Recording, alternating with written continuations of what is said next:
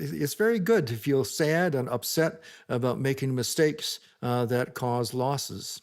Where this really becomes awful, though, is losses of a loved one. And I spent 3 years of my life delving into a very detailed database where we looked at people who had experienced loss of a spouse. And they were asked 6 months, 18 months, and 48 months later about all of the details. And we had a lot of information about them before they ever had the loss.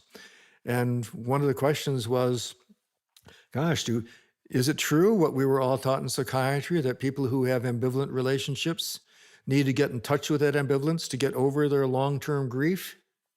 And one of the profound findings from our research was that people who have ambivalent relationships before the loss don't have as much grief as other people. It's exactly the opposite of what we were all taught. Whoa.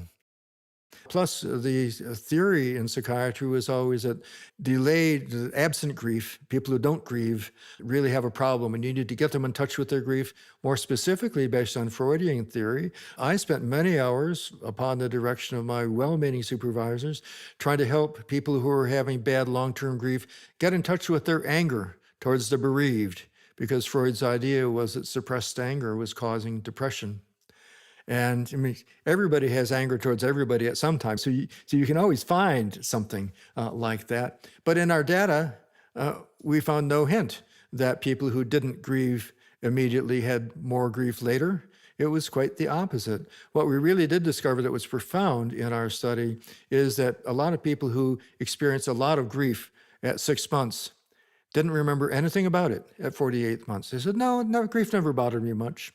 Conversely, a lot of people who didn't experience any grief initially later remembered themselves as having experienced it. For me, it taught me once again that we humans are subjective beings.